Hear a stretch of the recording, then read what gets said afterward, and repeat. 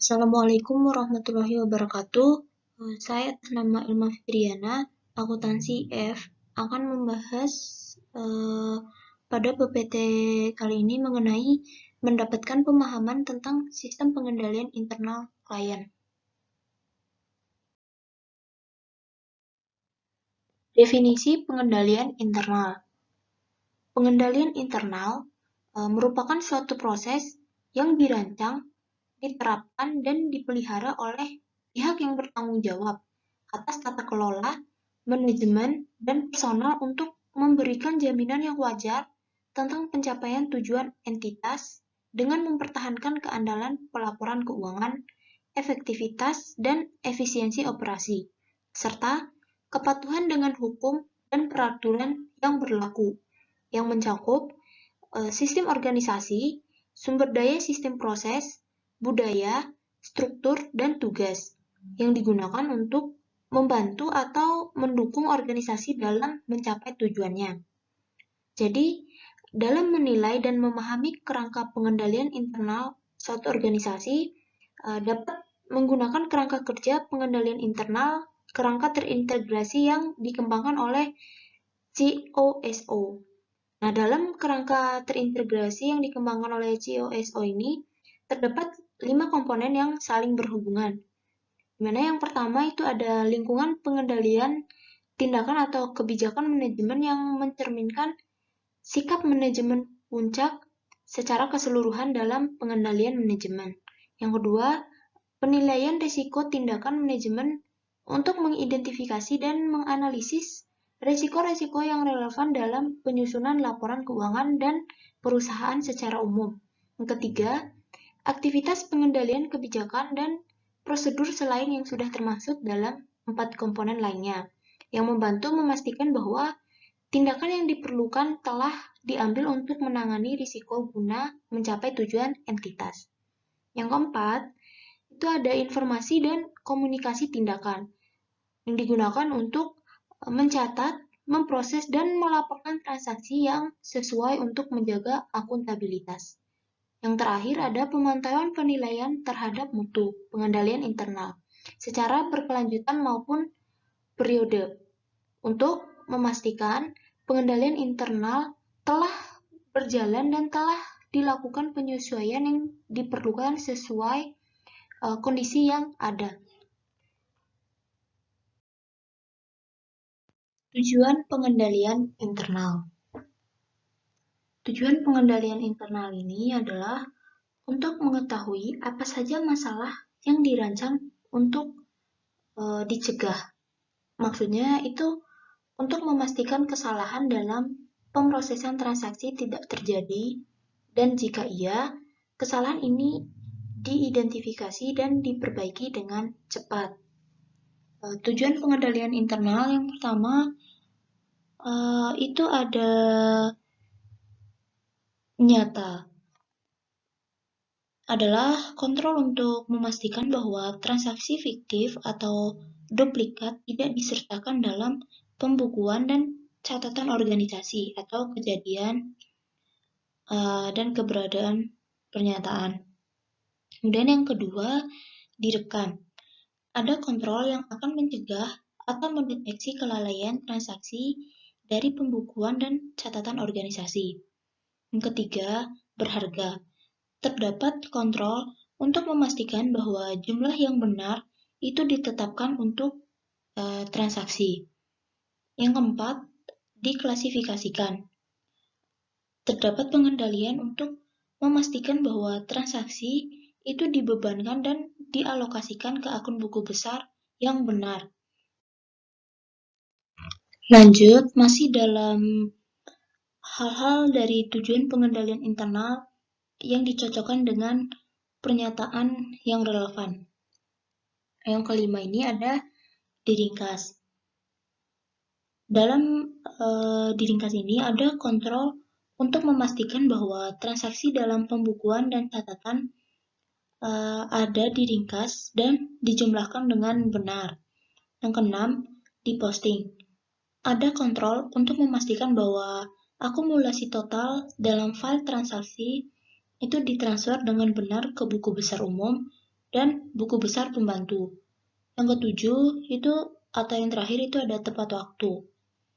Dapat kontrol untuk memastikan bahwa transaksi dicatat dalam akuntansi yang periode akuntansi yang benar atau pernyataan cut off dan kelengkapannya. Nah, ketika tujuan dari pengendalian internal ini tidak tercapai, maka hal itu akan dianggap sebagai kelemahan dalam proses pengendalian internalnya itu sendiri. Ini ada beberapa yang menyebabkan pengendalian itu terhambat atau ini merupakan keterbatasan dalam melakukan pengendalian internal. Yang pertama, itu ada kesalahan manusia yang mengakibatkan rusaknya pengendalian internal. Yang kedua, pemahaman yang tidak efektif tentang tujuan dari pengendalian. Yang ketiga, kolusi oleh dua orang atau lebih untuk menghindari suatu kendali. Yang keempat, kontrol dalam program perangkat lunak yang diganti atau dinonaktifkan. Yang kelima, keputusan yang dibuat oleh manajemen mengenai sifat dan luas pengendalian yang dipilih untuk diterapkan. Jadi, tidak peduli seberapa efektif dari sebuah pengendalian internal itu hanya dapat memberikan entitas atau suatu wujud yang memadai dalam mencapai tujuan pelaporan keuangan.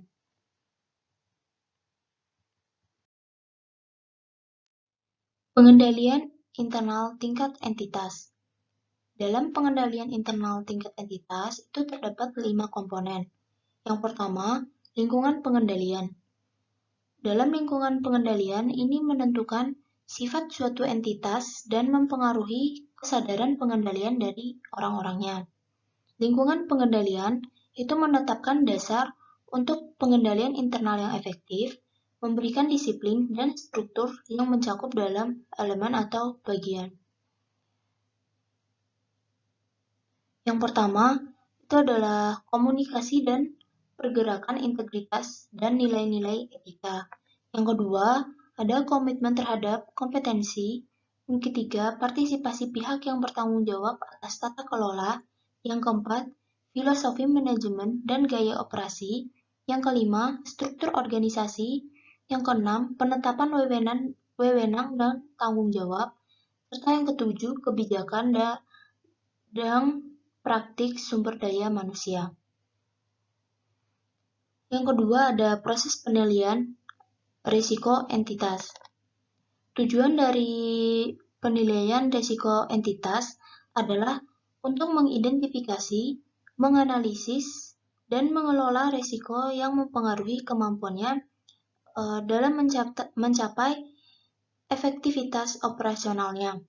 Sedangkan dalam audit sendiri tujuannya yaitu untuk menilai gabungan antara risiko inheren, pengendalian, dan deteksi untuk mengevaluasi kemungkinan terjadinya salah saji material dalam laporan keuangan. Yang ketiga ada sistem informasi dan komunikasi.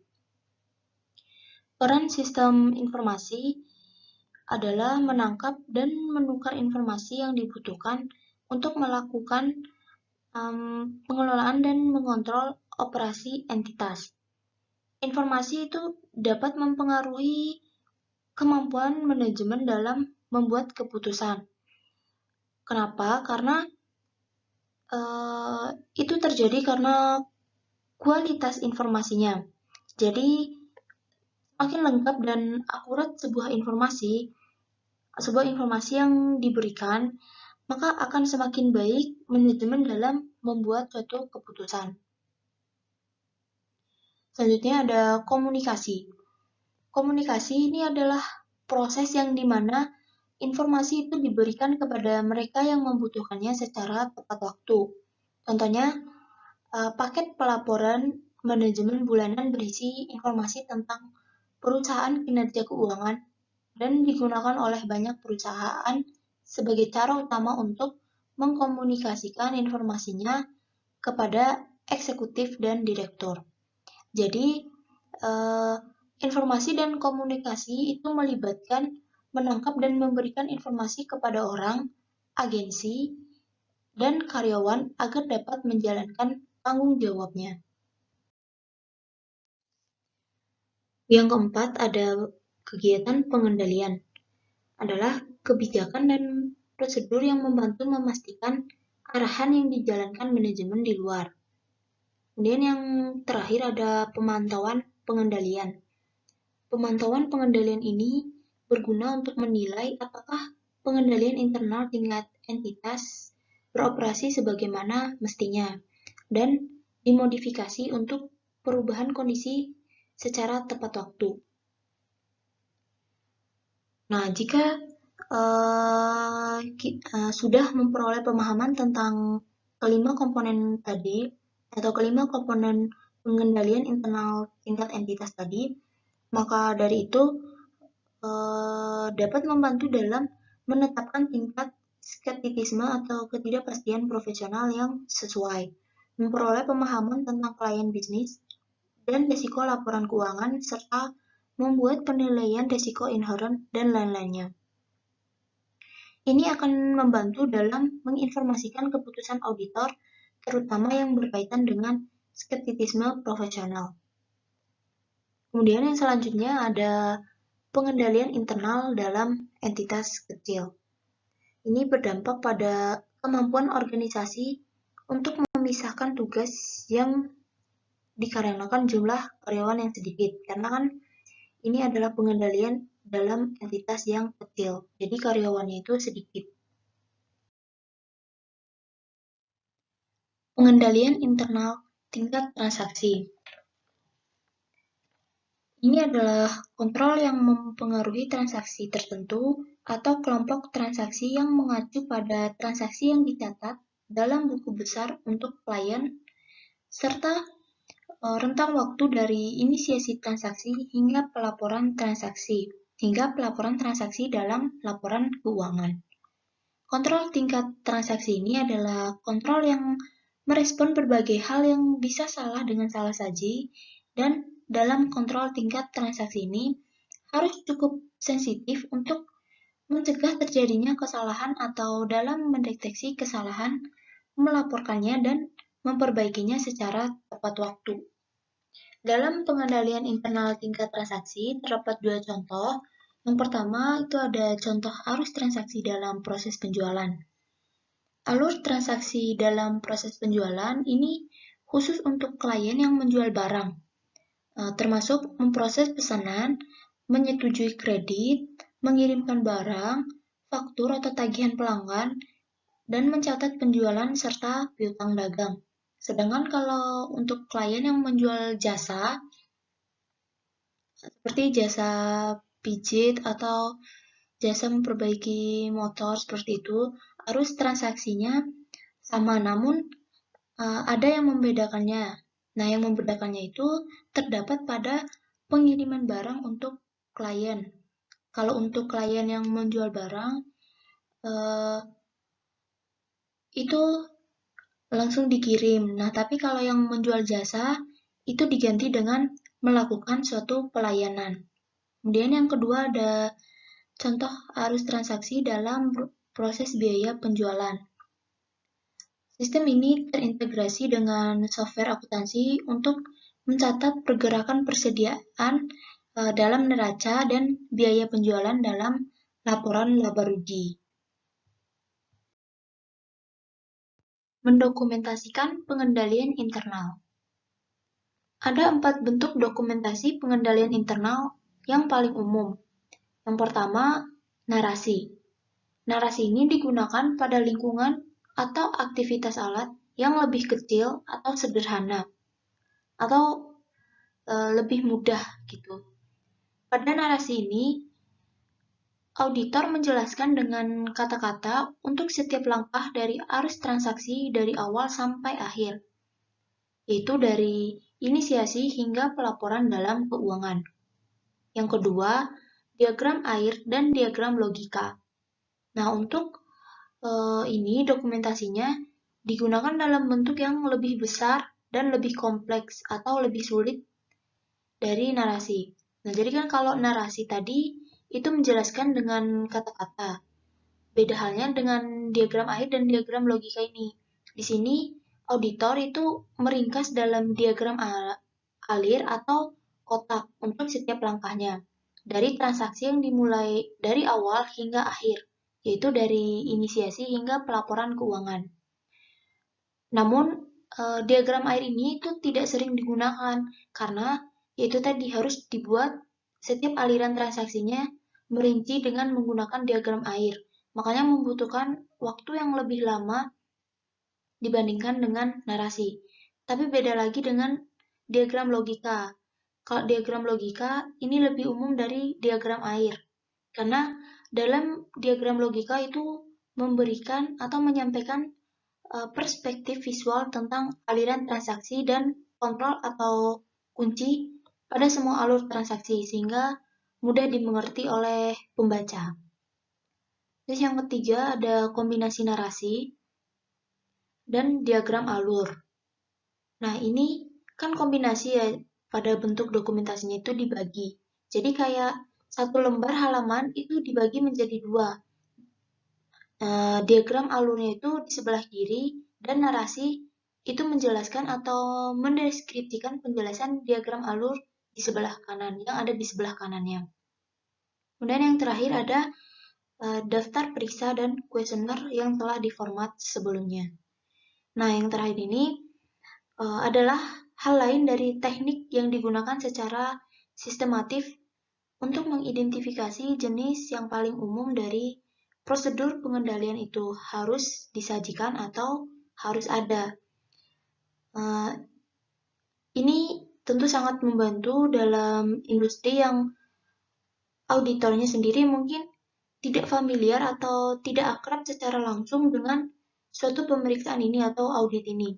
Atau ketika seorang auditor itu kurang berpengalaman atau merasa sulit untuk mengidentifikasi mana dari suatu kontrol itu yang mengalami kritis. Namun, kembali lagi terlepas dari 4 pendekatan di atas, itu narasi, diagram air, diagram logika, kombinasi narasi atau daftar periksa dan kuesioner yang digunakan untuk mendokumentasi pengendalian internal. Itu luasnya dokumentasi akan meningkat seiring dengan meningkatnya kompleksitas klien, sistemnya, dan pengendalian internalnya. Mengidentifikasi kekuatan dan kelemahan dalam sistem pengendalian internal. Dalam mengidentifikasi suatu kekuatan dan kelemahan dalam pengendalian internal, itu diperlukan kemampuan dalam melakukan observasi, menarik kesimpulan, dan menawarkan rekomendasi tentang suatu kelebihan dan kelemahan yang diamati. Jadi fokus dalam pengendalian internal itu biasanya pada bidang kelemahannya. Kenapa? Karena hal ini terjadi karena kelemahan itulah yang meningkatkan risiko salah saji material yang tidak terdeteksi oleh suatu proses dan kontrol manajemen. Dan area kelemahan lain juga ada saat di mana auditor itu biasanya melakukan pengujian substansif. Tambahnya, untuk mengukur atau potensi kesalahan material dalam sebuah pernyataan. Hubungan dari identifikasi kekuatan dan kelemahan dengan pengendalian internal ini yaitu pengamatan yang mengontrol atau sesuatu yang diuji itu tidak beroperasi sebagaimana mestinya. Surat manajemen atau biasa juga disebut sebagai surat rekomendasi adalah suatu penyampaian yang disiapkan oleh tim audit untuk diberikan kepada pihak yang bertanggung jawab atas tata kelola atau klien.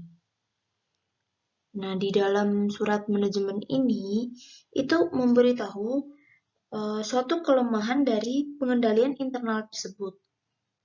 Dan di dalam surat manajemen itu juga memberitahu hal-hal apa saja yang ditemukan atau yang menjanggal selama proses audit itu berlangsung.